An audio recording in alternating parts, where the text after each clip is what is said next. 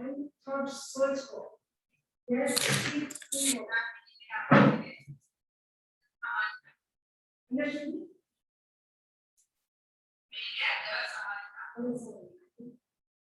science, इसके one science.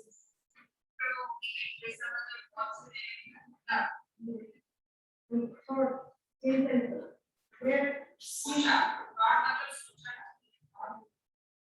where C2 was as deeply in love with him. इसके साथ बहुत बड़ा प्रेम हो गया. विवाह दिन था इसके साथ वो भी गहरा प्रेम करती है.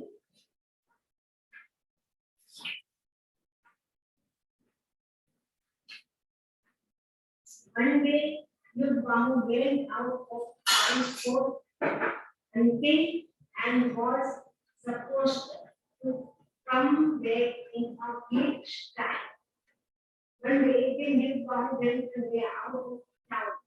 Now he was for hunting, and he was supposed to come back in a week's time. इस एक सप्ताह के बाद वो सपोज में क्या होता है? पोस्ट मतलब एक सप्ताह के अंदर सप्ताह में आने वाला. हम लेके साथ. तब भी आप एक सप्ताह के बाद.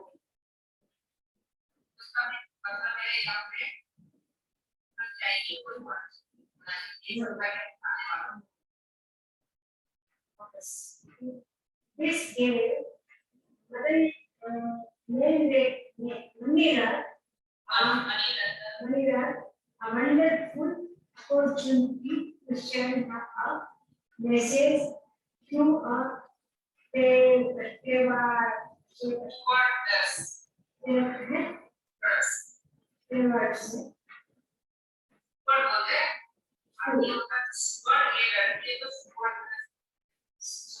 this.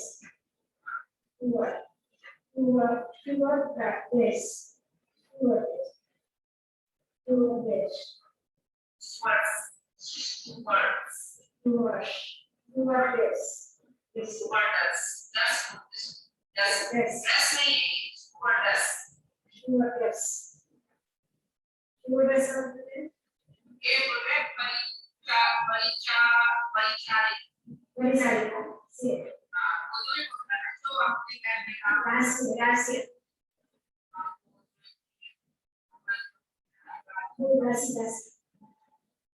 So then, the message was, I love you so much that I am ready to bestow on my property and bring them at your feet. The message was, the message था, I love you. तो प्यार करता हूँ. So much बहुत ज़्यादा. Then I am ready to make तैयार to bestow on my property.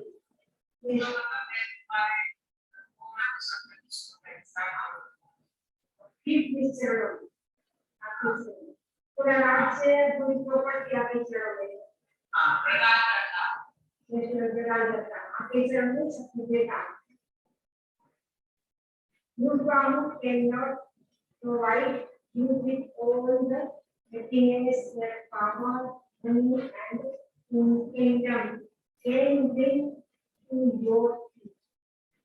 Yudbahu ये इतना आपको दे नहीं सकता.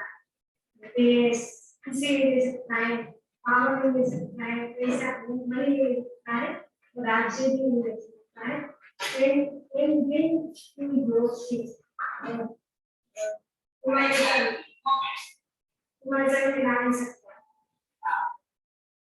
This is something which only I can give you. This is something. Look at this. This is something. This is something which only I can give you.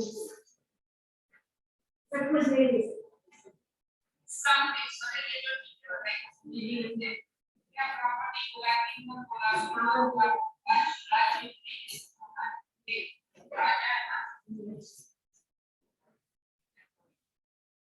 You can achieve this basic is only consent to become my queen.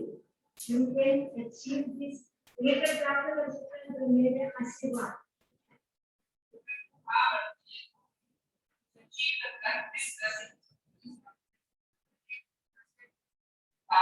You can achieve मतलब ये सब प्राप्त कर सकते हो. मतलब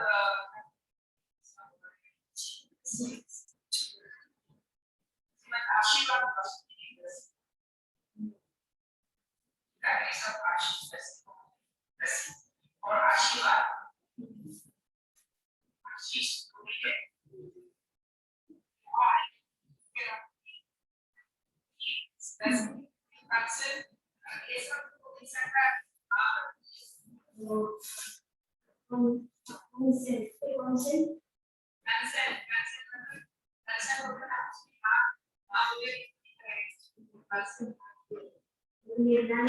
हाँ,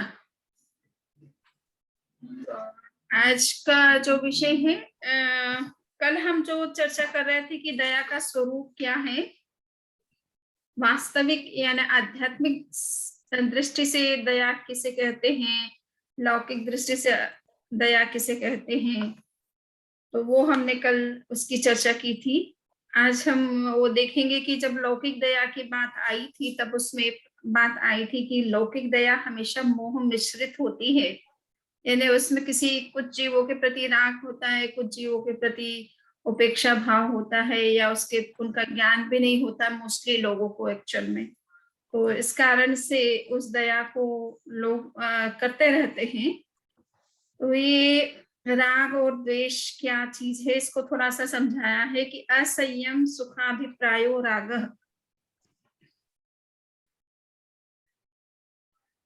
जो असंयम है, कहने का मतलब है कि जो भौतिक सुख और सुविधा की जो आकांक्षा है उसे राग कहा जाता है. भौतिक संबंधों के प्रति हमारा आकर्षण है या उनके प्रति जो अटैचमेंट है, भौतिक वस्तुओं के प्रति हमारा जो अटैचमेंट है, भौतिक जो इच्छाएं हैं, आकांक्षाएं हैं, वो सारा राग तत्व कहलाता है. कुछ लोग ये समझते हैं कि मोक्ष को पाना भी एक तरह से मोक्ष की इच्छा करना भी राग है, तो ये तो ओवर स्ट्रेचिंग कहलाती है. ओवर स्ट्रेचिंग जो सेंस नहीं है वो सेंस निकाल लेते हैं लोग.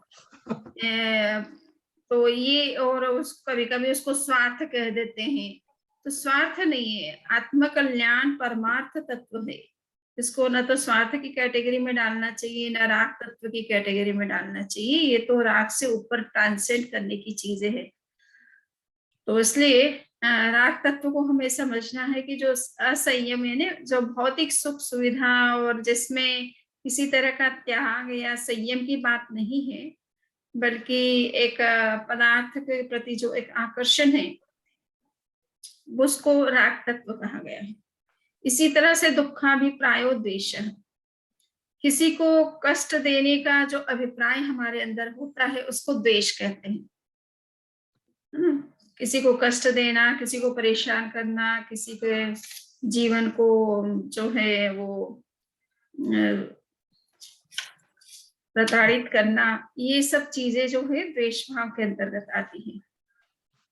और वीतरागता किसे कहते हैं, तो कहते कि राग द्वेष राहित्यम मध्यस्थम, मध्यस्थता को ही वीतरागता कहा जाता है. और वीतरागता का मतलब है कि जिसमें न राग है न द्वेष है.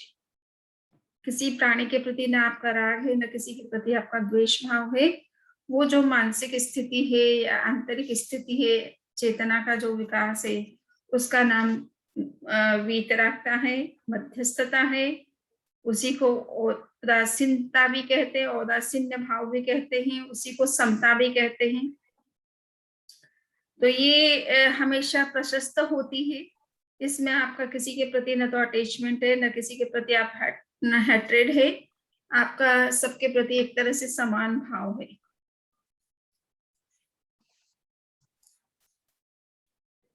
अब ये है कि असंयम किसे कहा जाता है, क्योंकि कहा गया कि भाई असंयम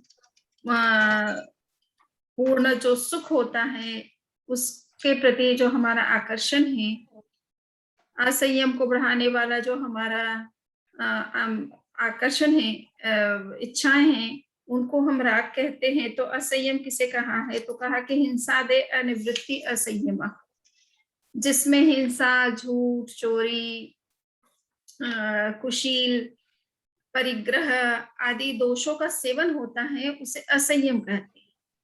ठीक है ना, अर्थात जिसमें हिंसा आदि होते रहते हैं, का इन्वॉल्वमेंट रहता है, उस तरह की कोई भी प्रवृत्ति आप जब करते हैं तो वो असंयम की प्रवृत्ति कहलाती है।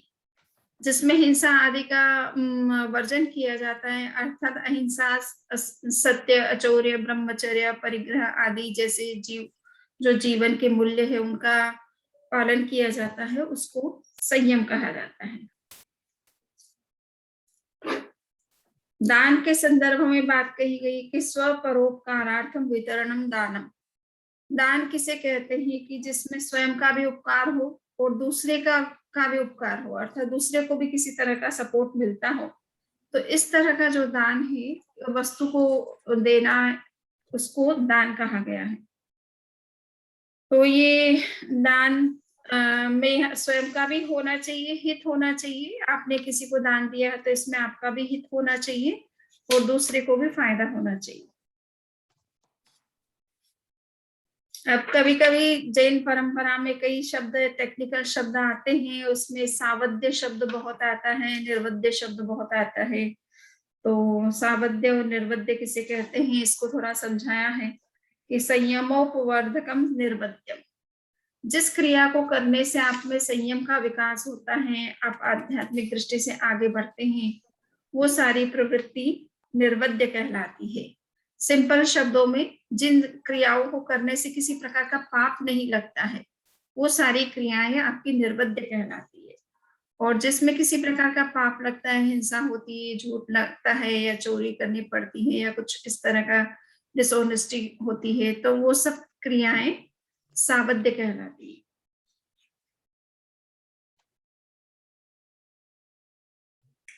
अब है कि उपकार शब्द होता है, एक तो दान शब्द है और उपकार शब्द है, दोनों वैसे देखा जाए तो बहुत पैरेलल है, बट कहा है कि सहयोग दानम उपकार। हम किसी को सहयोग करते हैं, सहायता करते हैं, तो उसे उपकार कहा जाता है। और वो उपकार दोनों तरह से किया जा सकता है, लौकिक दृष्टि से भी किया जा सकता है, लोकोत्तर दृष्टि से भी किया जा सकता है। और लौकिक दृष्टि से जब हम करते हैं तो वहां पर हम आध्यात्मिक विकास की कामना करते हैं, दूसरे के अंदर भी आध्यात्मिक विकास हो, तो उस दृष्टि से हम कोई सहायता करते हैं। तो जैसे जो लोग मंदिर बनाते हैं या इस तरह के धार्मिक क्रियाओं में दान वगैरह देते हैं, तो उनका उद्देश्य यही है कि हम भी धर्म करें और दूसरे लोगों को भी इसका फायदा मिले। तो वो एक उनका उद्देश्य लोकोत्तर उद्देश्य होता है। सो आत्म विकास का लोकोत्तर है, परंतु इसमें जस्ट इतना सा है कि वो क्रिया आपकी निर्वध्य होनी चाहिए। उसमें किसी तरह का बने वहां तक अगर नाम की इच्छा ना करे, और उस बिना नाम के अगर आसक्ति पूर्वक निस्वार्थ निष्काम भाव से अगर दान दिया जाता है धर्म के क्षेत्र में, तो उससे खुद का भी विकास होता है और खुद को भी आध्यात्मिक लाभ मिलता है, और दूसरों को तो चलो उस मनी का सही उपयोग होने से समाज को भी उसका लाभ होता है। लौकिक दृष्टि से तो ये है कि आम व्यक्ति को, सामाजिक व्यक्ति को, जो सामाजिक जीवन जी रहा है, उसकी कुछ सामाजिक आवश्यकता है, कुछ जीवन से जुड़ी हुई आवश्यकता है, और उसको उस तरह से सहयोग किया जाता है, तो वो लौकिक दान के अंतर्गत आता है। सुख किसको कहते हैं, तो कहा कि इष्ट संयोग अनिष्ट निवृत्ति आह्लाद सुखम। सुख का मतलब है कि कोई व्यक्ति है, कोई इच्छा करता है, किसी चीज की कामना करता है, किसी चीज को पाना चाहता है जो उसे अत्यंत प्रिय है या जो उसे अभिष्ट है, तो ऐसी चीज जो उसको उसके लिए जो डिजायरेबल चीजें हैं उसको वो अगर प्राप्त करता है, और जो चीजें अनडिजायरेबल है उनको वो अवॉइड करना चाहता है, तो उससे उसको जो सुख मिलता है जो प्लेजर की जो उसके अंदर फीलिंग क्रिएट होती है उसको सुख कहा गया है। और उससे विपरीत दुख होता है, अर्थात हम जो चाहते हैं वो अगर हमें नहीं मिलता है और जो नहीं चाहते वो चीजें अगर हमें मिलती हैं तो हम दुखी हो जाते हैं। कहने का मतलब है प्रतिकूल परिस्थिति क्रिएट होती है तो मनुष्य उसमें दुखी हो जाता है।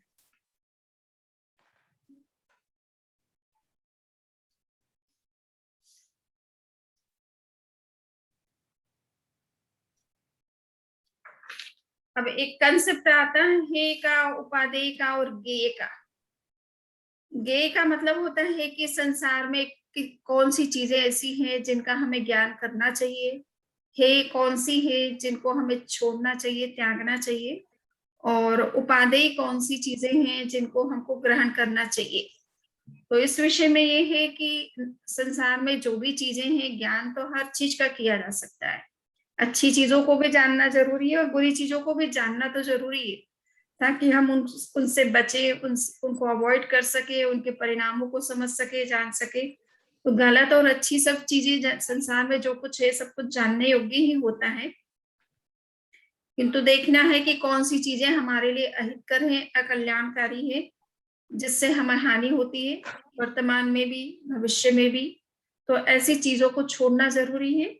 वो छोड़ने योग्य है, जैसे हिंसा है, झूठ है, चोरी है आदि है, जो भी गलत कर्म है वो सब त्यागने योग्य है। गलत चीजें जो भी हैं उन्हें त्यागना चाहिए। और जो अच्छी चीजें हैं जो तुम्हारे आत्मिक विकास के लिए, सामाजिक प्रतिष्ठा के लिए जो जरूरी है, आवश्यक है, उपयोगी है, वो अपनाने योग्य होती है। तो इस तरह से हे गे उपादेय का भी एक क्राइटेरिया फिक्स किया गया है शास्त्र में।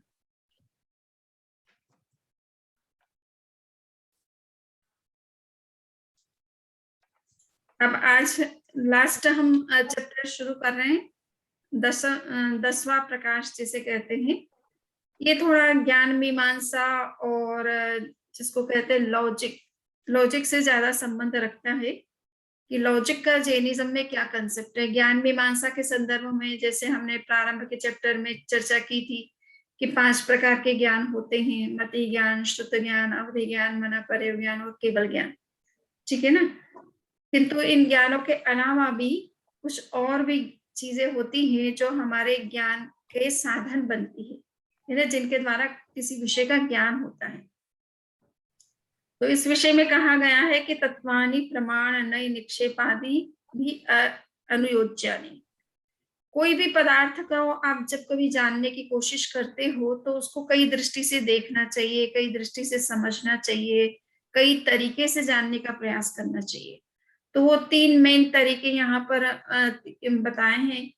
पहला कि प्रमाण, यानी आपको लॉजिकल तरीके से उसे समझना चाहिए और पूरी तरह से उसके हर एस्पेक्ट को समझने की कोशिश करनी चाहिए। तो उसे कहते हैं प्रमाण के द्वारा ज्ञान करना, ये प्रमाण पद्धति से जानना किसी चीज को। दूसरी है नई पद्धति होती है। नई पद्धति में ये होता है कि हम संपूर्ण वस्तु को हर समय जानने की, उसके हर एस्पेक्ट को जानना हमारे लिए कभी कभी जरूरी नहीं होता है। हम किसी 1-2 एस्पेक्ट को ही समझना या जानना चाहते हैं।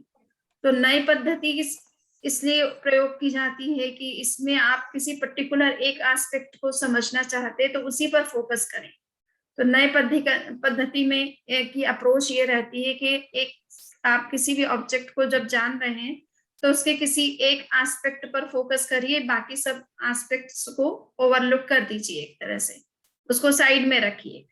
आप उसे रिजेक्ट ना करें बट उसको ओवरलुक कर सकते हैं और किसी एक एस्पेक्ट को आप समझ सकते हैं अच्छी तरह से। और एक मेथड ये है कि ज्यादातर हम शास्त्रों को पढ़ते हैं, उनका अध्ययन करते हैं, तो कभी कभी हमें ये महसूस होता है कि एक ही शब्द के अलग अलग कॉन्टेक्स्ट में अलग अलग अर्थ होते हैं। तो हम किस तरह से अर्थ का निश्चय करें कि अभी जो हम पढ़ रहे हैं इसमें इस शब्द का क्या अर्थ है, क्योंकि वो शब्द अनेक अर्थों में प्रयुक्त होता है। तो आपके दिमाग में कोई और अर्थ होता है जबकि शास्त्र किसी और अर्थ में उसकी बात करता है। तो एक नया एक मेथड निकाला जैन आचार्यों ने, उसको कहते हैं निक्षेप पद्धति। निक्षेप का मतलब होता है कि आप एक वर्ड को अनेक कॉन्टेक्स्ट में रख करके देखिए कि उसका क्या, किस कॉन्टेक्स्ट में क्या मीनिंग है। और आप जब पढ़ते हैं किसी ग्रंथ को, किसी शास्त्र को, तो उसमें वो क्या कॉन्टेक्स्ट है और उस कॉन्टेक्स्ट में उसका क्या पर्टिकुलर मीनिंग अप्लाई करेगा, उसका निश्चय करिए। तो निक्षेप पद्धति एक तरह से वर्ड मीनिंग फिक्स करती है, वर्ड्स का क्या पर्टिकुलर कॉन्टेक्स्ट में क्या मीनिंग होना चाहिए, इसको फिक्स करने के लिए आचार्यों ने निक्षेप पद्धति का आविष्कार किया। हम जानते हैं कि आगम जो हैं वो प्राकृत भाषा में लिखे गए हैं, और संस्कृत या प्राकृत भाषा की एक खूबी होती है कि उसमें एक शब्द के आप कई तरह के अर्थ निकाल सकते हैं।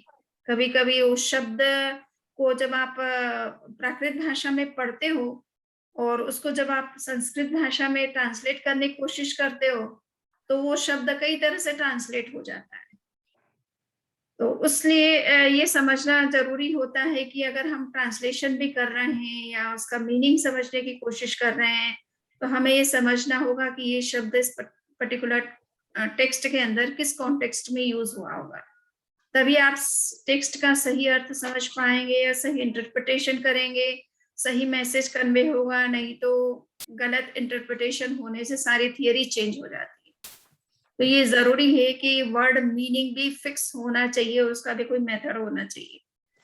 अभी वर्तमान में हम लोग जो दर्शन पढ़ते हैं, तो 20th और 21st सेंचुरी में वेस्ट में स्पेशल इसी बात पर दार्शनिक लोग फोकस कर रहे हैं कि ये जितने भी डिस्प्यूट होते हैं एक फिलॉसफी में और दूसरे फिलॉसफी में, कुछ बातों को लेकर के डिफरेंसेस पाए जाते हैं, और फिर एक फिलॉसफी को मानने वाले लोग दूसरी फिलॉसफी को मानने वाले लोगों से हेट्रेट करते हैं, उनको रॉन्ग समझते हैं, या उनको अपने से विपरीत समझते हैं, ऑपोजिट समझते हैं। तो इस तरह का होने का क्या रीजन होता है?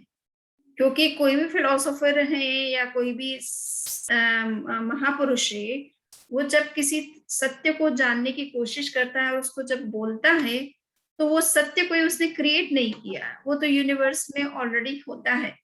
और सभी लोग उस सत्य को समझने का, उनके टाइम में जो भी फिलोसोफर है, साइंटिस्ट है, वो सभी लोग भी यही कोशिश कर रहे हैं उस सत्य को समझने का।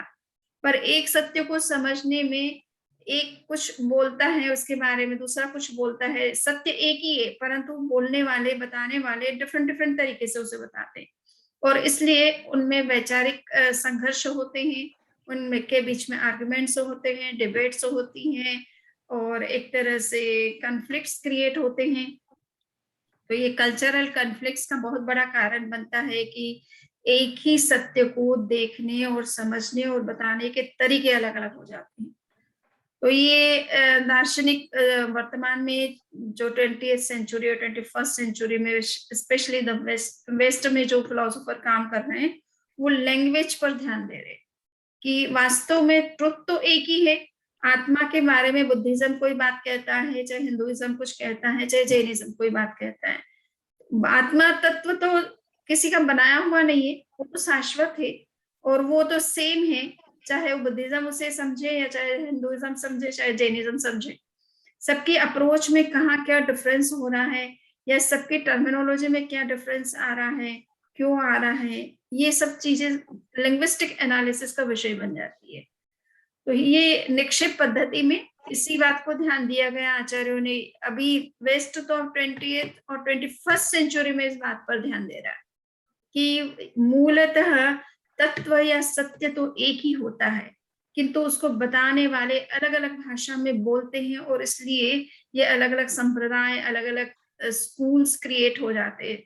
थॉट ऑफ स्कूल, जिनको हम फिलोसफी के फील्ड में फिलोसॉफिकल स्कूल्स बोलते हैं। तो ये इसीलिए क्रिएट होते हैं क्योंकि सत्य को बताने के तरीके अलग अलग है, भाषा सबकी एक जैसी नहीं है। और वो ये कोशिश कर रहे हैं कि कोई ऐसी भाषा हम इन्वेंट करें जो कि यूनिवर्सल हो, जिस भाषा में सब कोई बोले और सब कोई वही मीनिंग समझे जो कहा जा रहा है रियल में। तो ये कोशिश बहुत की जाती है, किंतु ये बहुत मुश्किल है कि हम चाहे कितनी भी यूनिवर्सल भाषा बनाने की कोशिश करें, पर भाषा अपने हिसाब से समय के साथ थोड़ी बहुत चेंज होती है, उसके मीनिंग चेंज होते हैं, उनके कॉन्टेक्स्ट चेंज हो जाते हैं। तो ये भाषा में इस तरह का चलता रहता है। फिर भी एक पद्धति जरूर फिक्स की जाती है, एक मेथड फिक्स किया जाता है कि किस तरह से हम वर्ड्स के मीनिंग को करेक्टली समझें, उसको ट्रांसलेट करें, उसका सही इंटरप्रिटेशन करें। और इसके लिए निक्षेप पद्धति जैन आचार्यों ने तो बहुत पहले दे दी कि वर्ड के मीनिंग को भी फिक्स करना चाहिए और उसका कोई मेथड होना चाहिए।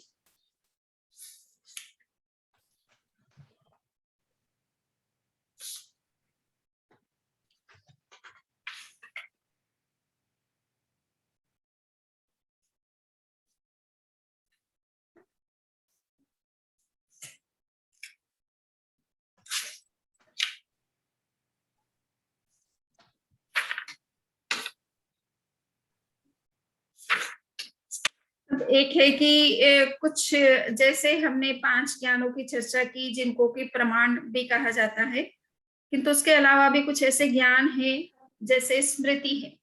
मेमोरी से हमें जो चीजें पता चलती है, याद रख करके हम कुछ चीजें समझते हैं, तो वो स्मृति को किस कैटेगरी में लिया जाए, 5 ज्ञानों के अंतर्गत किस में लिया जाए, प्रत्यभिज्ञा को किस में लिया जाए, तर्क यानी लॉजिक या रीजनिंग को किस में लिया जाए, अनुमान एक होता है और एक आगम होता है। तो इस विषय में ये है कि ये 5 प्रकार के जो ज्ञान हम है, स्मृति अर्थात हमने कोई चीज पहले देखी और अब हम वो चीज हमारे सामने भले नहीं है बट हमारी स्मृति में वो रहती है, उसके इम्प्रेशन, और हम ये कह देते हैं कि वो चीज मैंने वहां देखी थी या वो चीज वैसे थी। तो ये स्मृति एक तरह से मति ज्ञान का ही तरीका है। आप मेंटल रूप में जिस चीज की इमेज आपके अंदर होती है आप उसी को याद कर पाते हैं, इसलिए ये मति ज्ञान का हिस्सा है। इसी तरह से एक प्रत्यभिज्ञान होता है। प्रत्यभिज्ञान का मतलब है कि आपने कोई चीज अतीत में देखी और वो चीज वापस अगर आपको आप देखते हैं तो आप कहते हैं ये देखिए ताजमहल में 10 साल पहले आया था, जैसा पहले देखा था वैसा का वैसा आज दिख रहा है। तो ये ज्ञान क्या हो रहा है कि इसमें आपके 10 साल के पहले की स्मृति भी साथ में जुड़ रही है और सामने आप उस चीज को स्वयं देख भी रहे हैं, तो प्रत्यक्ष भी हो रहा है और स्मृति भी हो रही है उस चीज की। तो इस तरह के ज्ञान को प्रत्यभिज्ञान कहते हैं, जिसमें आप अतीत और वर्तमान दोनों को मिला करके उस वस्तु को समझते हैं कि मैंने 10 साल पहले इसको इसी रूप में देखा था। इसी तरह से तर्क होता है। तर्क का मतलब होता है कि कभी कभी वस्तु आपको जो आप समझना चाहते हैं वो डायरेक्टली आपकी नॉलेज में नहीं आती है, वो इनडायरेक्ट तरीके से आपके नॉलेज में आती है, तब आप अपनी रीजनिंग को काम में लेते हैं। जैसे उदाहरण के लिए कि आपको दूर से धुआं दिख रहा है, आग नहीं दिखाई दे रही है और आप सोचते हैं कि अरे धुआं हो रहा है तो निश्चित रूप से वहां पे आग होनी चाहिए। तो आप दिमाग लगाते कि ये धुआं तो आग के बिना संभव नहीं हो सकता है और इसलिए निश्चित रूप से ये धुएं के साथ में कहीं ना कहीं आग लगी हुई है और इसी कारण से इतना धुआं दिख रहा है। तो ये आग का जो अनुमान आपने किया, आग तो आपको नहीं दिखाई दे रही थी, आपको धुआं दिखाई दे रहा था, बट आपको ये मालूम है कि ये धुआं आग के बिना होता नहीं है और इसलिए कहीं ना कहीं आग लगी हुई है। अनुमान होता है। अनुमान में ये, हाँ मैंने अनुमान आपको ये बताया। और अब है आगम। आगम का मतलब जो भी ग्रंथ अपन पढ़ते हैं, कोई भी टेक्स्ट बुक पढ़ते हैं, न्यूज़पेपर पढ़ते हैं, कोई भी चीज हो, वर्ड्स से के आधार पर जो आप नॉलेज करते हैं, किसी न्यूज को सुन करके, किसी बुक को पढ़ करके, किसी न्यूज़पेपर को पढ़ करके, किसी स्क्रिप्चर को पढ़ करके, शब्दों के माध्यम से आपको जो कुछ ज्ञान होता है वो सब आगम कहलाता है। तो यूं तो आगम का मतलब जैन आगम कहें जो स्क्रिप्चर्स हैं उन्हीं को आगम कहा जाता है, किंतु एक व्यापक सेंस में इसका मीनिंग ये होता है कि शब्द से जो भी ज्ञान उत्पन्न होते हैं वो एक प्रकार से आगम प्रमाण के कैटेगरी में आते हैं। तो वो प्रामाणिक हैं अगर, तो उनको उनके आधार पर भी हम किसी विषय का ज्ञान करते हैं। तो ये 5 प्रकार के जो प्रमाण हैं, ये भी 5 प्रकार के जो ज्ञान है ये भी एक तरह से प्रमाण के अंतर्गत है और इनको एक तरह से इंद्रिय जन्य ज्ञान ही माना जाता है।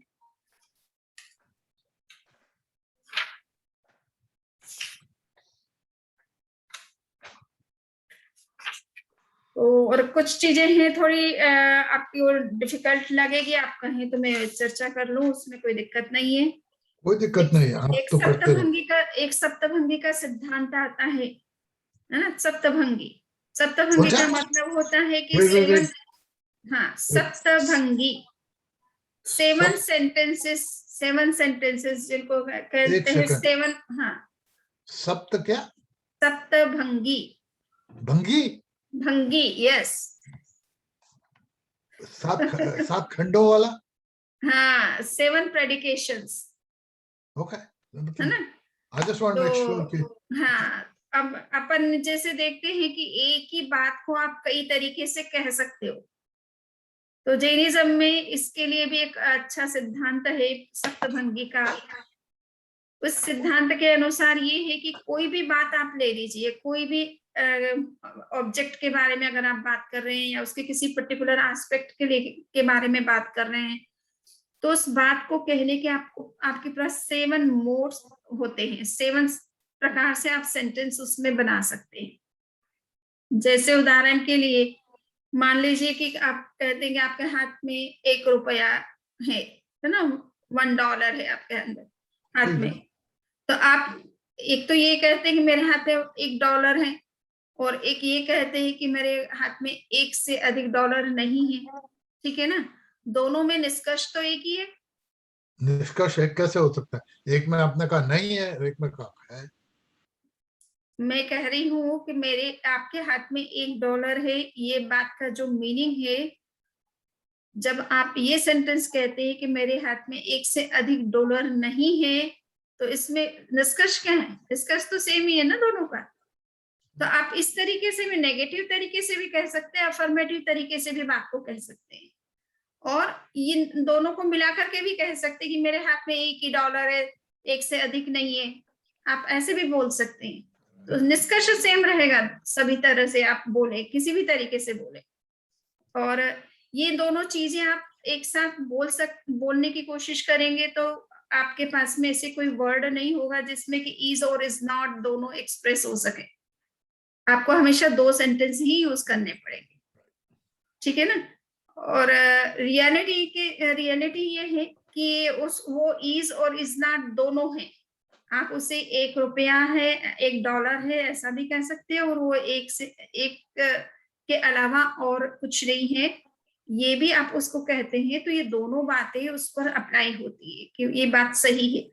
और ये दोनों तरीके से वस्तु को समझना, दर्शन की भाषा में नेगेटिव और पॉजिटिव दोनों तरीके से किसी वस्तु को समझना चाहिए। केवल पॉजिटिव तरीके से समझना भी इनकम्प्लीट है, और केवल नेगेटिव तरीके से समझना भी इनकम्प्लीट होता है। आपको ये दोनों एस्पेक्ट लेकर के वस्तु को समझना है। तो आगे के जो प्रेडिकेशंस बनते हैं उसमें ये है कि जब आप दोनों बातों को, दोनों एस्पेक्ट को एक साथ अगर बोलने की कोशिश करेंगे तो आपके पास में कोई वर्ड्स नहीं होगा, तो आपको वहां पर ये कहना पड़ेगा कि ये दोनों बातें मैं एक साथ नहीं कह सकता हूँ, ठीक है ना। तो एक चौथा सेंटेंस आपका बन जाता है जिसको अनिर्वचनीय कहते हैं। और फिर बाद में इनके कॉम्बिनेशन से 3 और सेंटेंस बनते हैं। तो यूं करके आप 7 तरीके से एक ही बात को कहेंगे, परंतु 7 तरीके अप्लाई कर सकते हैं, और किसी एक तरीके से भी बात कह सकते हैं। तो हर समय तो आपको उन 7 तरीके की जरूरत नहीं पड़ती है, पर विशेष रूप से हम लोग जब लॉजिकल टेक्स्ट पढ़ते हैं तो वहां पर वस्तु स्वरूप को निश्चित करने के लिए ये 7 सेंटेंसेस यूज में लेने पड़ते हैं।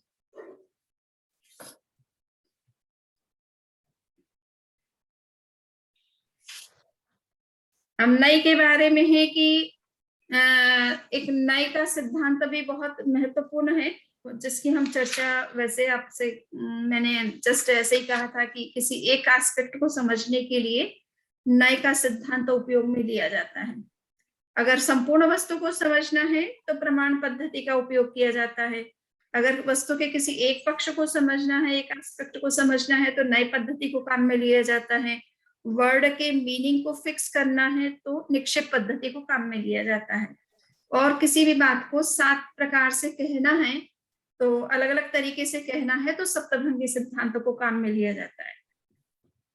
तो नय के संदर्भ में आप देखेंगे कि शास्त्रों में 7 प्रकार के नय माने गए, 7 टाइप्स ऑफ नयास।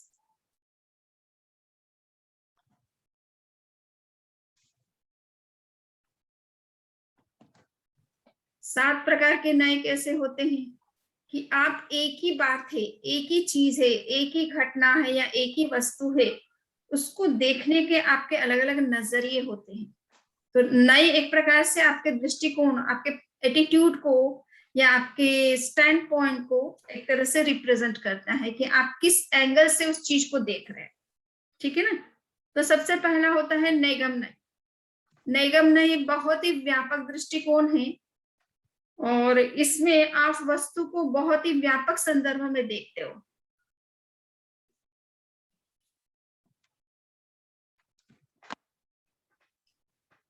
तो जैसे उदाहरण के लिए अगर आपसे पूछा जाए कि आप कहाँ रहते हैं, तो आप कहेंगे कि मैं दुनिया में ही रहता हूँ, दुनिया से बाहर तो नहीं रहता। कभी कभी लोग इस तरह से कह देते हैं कि आप किस दुनिया में रहते हो, इसी दुनिया में रहता हूँ। ठीक है ना।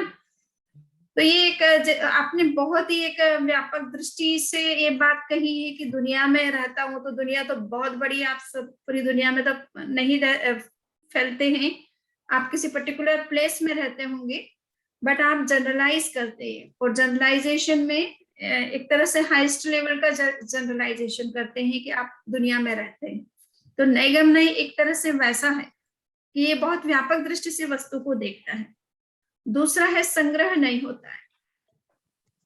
संग्रह संग्रह संग्रह नहीं है ना।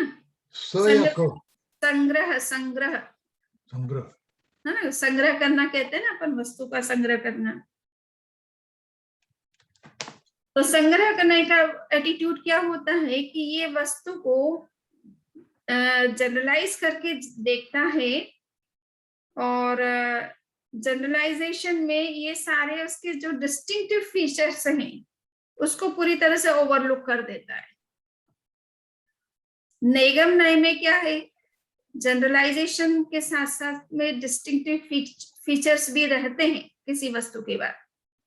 जैसे हम कहे कि मैं मनुष्य हूं, तो ये एक जनरलाइजेशन है, किंतु मनुष्य में मैं एक इंडियन हूं, ये भी नैगम नय की दृष्टि उस पर भी रहती है। बट संग्रह नय क्या करता है, वो केवल कहेगा कि वी ऑल आर ह्यूमंस, बस। Don't refer to this that you are Indian or American or Australian or etc. Just generalization, pure generalisation पर ये बल देता है। तो संग्रह नय की दृष्टि बहुत ही जनरलाइजेशन के ऊपर होती है। It overlooks all distinctive features of objects और एनी पर्सन और एनीथिंग। व्यवहार नय क्या होता है, डिस्टिंक्टिव होता है। वो ये देखता है कि आप जनरलाइजेशन में ये है कि आपने कह दिया कि मैं दुनिया में रहता हूँ, तो दुनिया में रहता हूँ मीन्स दुनिया में रहता हूँ। अब कौन सी दुनिया, क्या दुनिया, ये कुछ संग्रह नय को मतलब नहीं है। व्यवहार नय क्या करता है, वो कहता है कि देखिए इतना जनरलाइजेशन करने से बात समझ में नहीं आती है, आपको स्पेसिफाई करना होता है थोड़ा बहुत। तो आपको बताना पड़ेगा कि आप दुनिया में रहते हो तो कहाँ रहते हो। आप कहेंगे मैं अमेरिका में रहता हूँ। ठीक है ना। आपसे कोई कोरेस्पॉन्डेंस करे, आपसे मिलने आए, तो कहाँ आएगा वो, दुनिया में आपको कहाँ खोजेगा। तो व्यवहार नहीं कहता है कि you have to specify, though you are living in a, you are talking of in a very broader sense, even though you have to specify. तो आपने कह दिया कि मैं यूएस में रहता हूँ। अभी यूएस भी अपने आप में जनरलाइजेशन एक प्रकार का, आप यूएस में कहाँ खोजेंगे आपको। बट व्यवहार नहीं एटलीस्ट ये कहता है कि ठीक है आपने कम से कम स्पेसिफाई कर दिया, तो आपको हम कहीं भी मिलना भी चाहेंगे तो हमें ये तो पता रहेगा कि दुनिया में आप अमेरिका में रहते हो। अब ऋजु सूत्र नहीं है, ऋजु सूत्र नहीं, चौथा नहीं है। ये कहता है कि देखिए आप प्रेजेंट में कहाँ हैं, ये बताइए। आप प्रेजेंट में कहाँ रहते हैं ये बताइए। दुनिया भर में आप यूएस का इतना व्यापक रूप में आपने बता दिया, पर प्रेजेंट में आप पर्टिकुलर प्लेस को बताइए कि आप कहाँ रहते हो। तो ये आप बताएंगे कि मैं मायामी में रहता हूँ। ठीक है ना, अमेरिका में भी मायामी में। तो ये बहुत स्पेसिफाई कर देता है उसको कि आप इस तरह से यूएस का भी एड्रेस देंगे तो उसमें भी कुछ पता नहीं चलेगा, और यूएस के नाम से ऐसे सिंपल कोई एड्रेस नहीं होगा। आपको पर्टिकुलर कोई सिटी, पर्टिकुलर कोई स्टेट वो बताना होगा। नेक्स्ट है शब्द नहीं होता है। शब्द नहीं का मतलब होता है कि आप कोई शब्द यूज कर रहे हैं, आपका मान लीजिए आप अपने नाम को बता रहे हैं या आप अपना जो भी एड्रेस दे रहे हैं, तो उसमें जो भी वर्ड्स यूज कर रहे हैं उस वर्ड्स का मीनिंग जो है वो कन्वे होना चाहिए। आप वर्ड्स मियामी की जगह आप स्पेल करते समय उसको मियामी का MIAMI कर दे या मियामी वाई कर दे, इससे कुछ फर्क नहीं पड़ेगा। थोड़ा बहुत वर्ड्स आप डिफरेंट कर भी दें, स्पेलिंग उसकी डिफरेंट कर भी दें, पर अगर उसका मीनिंग निकल रहा है कि आप मियामी सिटी ही उसका मीनिंग निकल रहा है, सो ये कोई दिक्कत नहीं है इसमें। बट वर्ड्स का मीनिंग भी क्लियर रहना चाहिए, ठीक है ना। और संभिरुड नहीं कहता है कि देखिए आप ऐसा नहीं कि अलग अलग तरीके से कोई स्पेलिंग नहीं लिख सकते, आपको एक ही प्रकार की स्पेलिंग लिखना है जिससे कि एग्जैक्ट वही मीनिंग निकले। तो ये थोड़ा, और वर्ड्स में भी ये थोड़ा स्पेशलाइजेशन पर बल देता है। ये कहता है कि हर वर्ड का आप अगर अलग अलग तरीके से स्पेल करेंगे तो उसके अलग अलग मीनिंग हो जाएंगे। जैसे कि शब्द नई में हम सीता के लिए सीता शब्द भी प्रयोग कर सकते हैं, जानकी शब्द भी प्रयोग कर सकते हैं, वैदेही भी कर सकते हैं। तीनों का मीनिंग तो सीता है नहीं, किंतु शब्द नई के लिए ये एक्सेप्टेबल है कि आप सिनोनिम्स यूज कर सकते हो, डिफरेंट डिफरेंट नाम भी आप यूज कर सकते हो अगर वो नाम उस पर अप्लाई करते हो उनसे संबंधित, क्योंकि हमें ऑब्जेक्ट से मतलब है। आपके इस वर्ड्स या जो नाम है उनसे हमें ज्यादा इतना मतलब नहीं है। नाम अगर वो अप्लाई करते हो, एप्लीकेबल है उस एक ही पर्सन के लिए, तो आप चाहे किसी को बिट्टू कह देते हो, किसी को पर्टिकुलर नाम से कह देते हो, किसी को मुन्ना कह देते हो, बट अगर एक ही व्यक्ति है और वो तीनों नाम उसी पर अप्लाई कर रहे हैं तो नाम से हमें कोई प्रॉब्लम नहीं है। जस्ट हमारा जो ऑब्जेक्ट है वो हमें उससे हमारा कंसर्न है, और उस वो समझ में आ रहा है आपके किसी भी शब्द से, तो we are happy to with that. संभिरुड नहीं कहता है कि नहीं, आप सीता कहने का मतलब क्या है। सीता शब्द प्रयोग तब किया गया था जब सीता को, जब दशरथ जी खेत जोत रहे थे और उस समय वो जो हल्का जो आगे का हिस्सा जो जमीन में अटक गया था और वहीं पर खोदने से सीता मिली थी, तो उस आगे के हिस्से का नाम सीता है। तो उस कारण से उसका नाम सीता रखा गया। तो इसलिए बोले कि ये सीता कहने का मतलब है कि जो जमीन में जब हम जोतते समय जो आगे का हिस्सा जो जमीन से अटका था और उसके कारण से सीता की खोज वहां हुई थी, तो ये उस मीनिंग को कन्वे करता है। इसलिए वैदेही शब्द आप प्रयोग नहीं कर सकते हो, जानकी शब्द प्रयोग नहीं कर सकते हो अगर आप सीता का मीनिंग ये समझाना चाहते हो कि सीता नाम क्यों रखा गया, तो आप सीता ही शब्द प्रयोग करेंगे। उसके लिए फिर वैदेही शब्द एप्लीकेबल नहीं है। वैदेही का मतलब तो होता है कि राजा जनक जिनको विदेही कहा जाता था उनकी पुत्री, तो उससे वो मीनिंग कन्वे नहीं होता है। और लास्ट है एवं भूत नहीं है। एवं भूत नहीं कहे, वो ये कहता है कि केवल वर्ड नहीं, वर्ड का मीनिंग यानी एक्शन से आप किसी शब्द का अर्थ समझना चाहिए, केवल शब्दों से नहीं। जैसे उदाहरण के लिए कि आप किसी को कहते हैं ये बहुत साधु है ना, तो साधु है तो वेश से साधु नहीं, हम किसी को नहीं मानेंगे, उसका आचरण साधु की तरफ हो तभी हम उसे साधु कह सकते हैं। तो आपने शब्द साधु प्रयोग किया है, परंतु जस्ट वेश के आधार पर किसी को साधु कहना सही नहीं होता है। आप उसके आचरण को देखिए कि वो साधु के अनुकूल उसका आचरण है या नहीं है। अगर नहीं है तो आपका ये कहना कि ये साधु है ये बिल्कुल सही नहीं, करेक्ट नहीं, ठीक है ना। तो एवं भूत नए एक्शन पर ध्यान देता है कि आप कोई भी वर्ड किसी के लिए यूज कर रहे हो, उस वर्ड का जो मीनिंग है वो एक्शन में दिखाई देना चाहिए, तभी वो वर्ड उस व्यक्ति के लिए या उस वस्तु के लिए एप्लीकेबल होता है। तो ये बहुत इंटरेस्टिंग है। मैंने ऐसे ही सिंपल तरीके से आपको एक बार के लिए बताया है। दार्शनिक भाषा में तो बहुत विवेचन अलग अलग तरीके से करने की कोशिश की जाती है। तो ओके, ये 9 हो गया। अब ये है कि आपने बहुत बार कभी कभी ये जो दिगंबर स्कॉलर्स आते हैं उनके मुंह से बहुत बार सुना भी होगा कि नए के 2 प्रकार होते हैं, निश्चय नए और व्यवहार नए। नहीं, तो निश्चय नई और व्यवहार नई में क्या फर्क है कि निश्चय नई जो होता है वो हमेशा तात्विक होता है। तात्विक यानी वस्तु स्वरूप को बताने वाला होता है कि वस्तु वास्तव में है क्या। और व्यवहार नहीं होता है कि हम उसको किस तरह से समझ रहे हैं या लोग उसे किस तरह से डिफाइन करते हैं या ट्रेडिशन उसको किस तरह से समझती है या आपके समाज में किस तरह से, सामाजिक परिवेश में उसको किस तरह से डिफाइन किया जाता है, तो वो व्यवहारिक दृष्टि होती है। ठीक है ना। तो मूल में जैसे निश्चय नहीं से तो हम आत्मा है, किंतु व्यवहार में हम मनुष्य कहला रहे हैं। आत्मा सीधी साफ दिखाई नहीं देती है, तो निश्चय से तो हम आत्मा है, किंतु व्यवहार में हम मनुष्य हैं या देव हैं या कोई पशु हैं, कोई पक्षी है, कोई कुछ है, कोई कुछ है। तो व्यवहारिक जगत में ये सारी जो है पहचान भी, आइडेंटिटीज भी जो है वो सही मानी जाती है। तो व्यवहार का संबंध मूलतः सामाजिक परिवेश और पर्टिकुलर टाइम और पर्टिकुलर कॉन्टेक्स्ट में उस चीज को किस तरह से समझा जाना जाता है, उसको प्रेफरेंस दिया जाता है। तो यहाँ तक मैं सोचती कि हमने काफी कुछ चर्चा की है, थोड़ा बहुत कुछ बाकी है तो उसमें कल चर्चा कर लेंगे।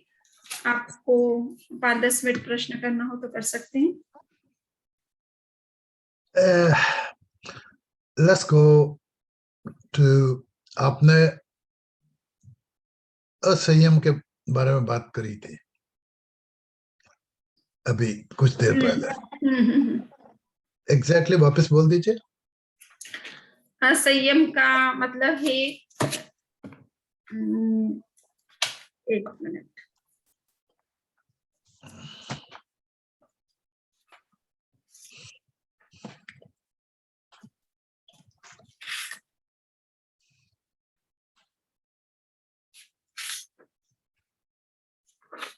हिंसा दे अनिवृत्ति असंयम, यानी हिंसा आदि में प्रवृत्त होना, हिंसा आदि में इन्वॉल्व होना या उस तरह के व्यवहार आचरण करना, ये असंयम है।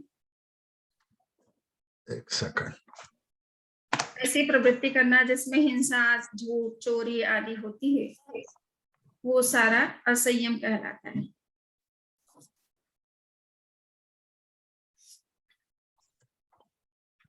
Okay, let me go back to the way I talk. Apply the Sanskrit rules. असंयम, यस, नहीं संयम।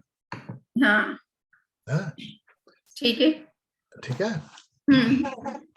तो संयम का मतलब हिंसा तो नहीं होता है, संयम का मतलब तो बहुत ब्रॉड सेंस में होता है। तो ये आपने खाली उसको नैरो कर दिया हिंसा के ऊपर। नहीं, हिंसा, झूठ, चोरी, डिसऑनेस्टी, सभी तरह की जितनी तरह की बुराइयां हैं समाज में, वो सब असंयम है। आदि शब्द प्रयोग करते हैं शास्त्र में ना, आदि का मतलब सारी, अब हजारों चीजें हैं असंयम के अंदर, उन सबको तो मेंशन नहीं कर सकते ना। एक चीज को हम मेंशन कर दिया फिर कह दिया इस तरह की जो भी चीजें हैं वो सभी असंयम है।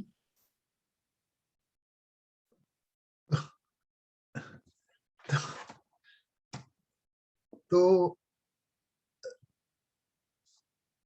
अपने एक बार पहले बात हुई थी आत्मबल, आत्मविश्वास और आत्म संयम के ऊपर।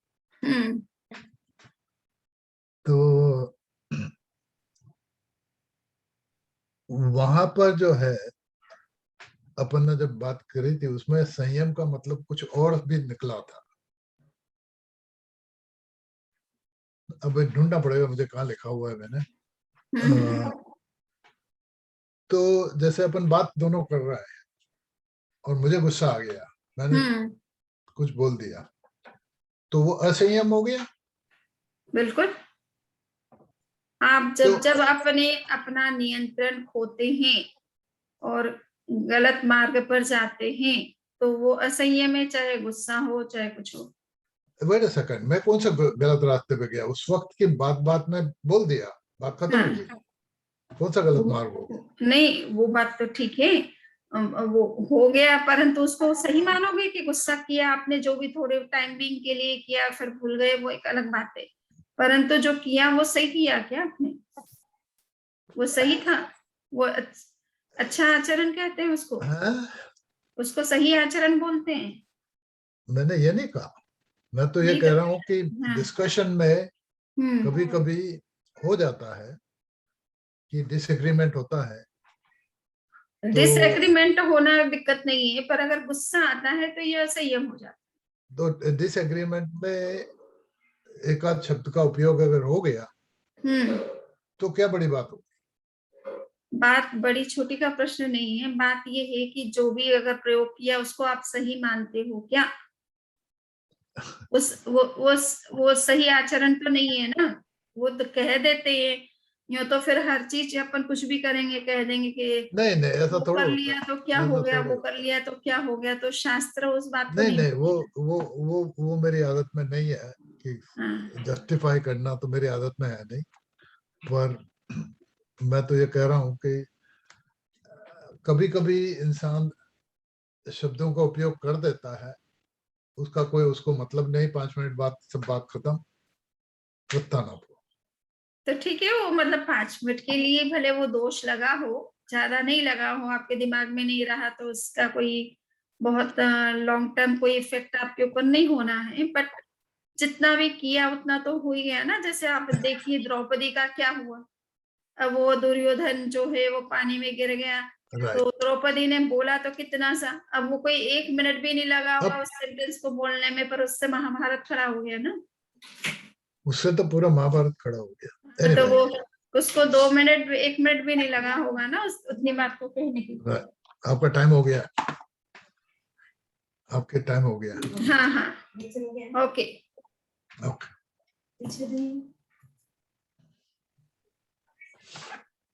ओके। तो वो इसलिए वो तो कोई बात नहीं, ये सब चीजें शब्द तो क्या कहने वाला को लगता है कि मैंने 2 मिनट में 5 मिनट में ये ज्यादा कुछ नहीं कहा, एक ही वर्ड कहा, बट कभी कभी वो एक वर्ड भी महाभारत खड़ा कर देता है। ये तो सामने वाले के ऊपर है ना शमनी जी। बात तो सामने सही वाला है कि वो कितना सामने कितना वाले के फायदा। ऊपर भी है, और कभी कभी बोलने वाला भी तो इंटेंशनली बोलता है ना। तो वो सामने वाला अगर उसको उसी सेंस में ले तो कहीं उसकी बुराई, उसकी तो कमी नहीं है ना। कमी तो बोलने वाले की भी कभी कभी होती है ना, वो जानबूझकर कैसा सरकास्टिंग वर्ड बोलता है, तो हर्ट करने वाली चीजें बोलता है, वो जान उस इंटेंशनली बोलता है। ओके, बाकी बातें कल करेंगे। चत्तारि मंगलम अर्हंता मंगलम सिद्धा मंगलम साहु मंगलम केवली पन्नतो धम्मो मंगलम।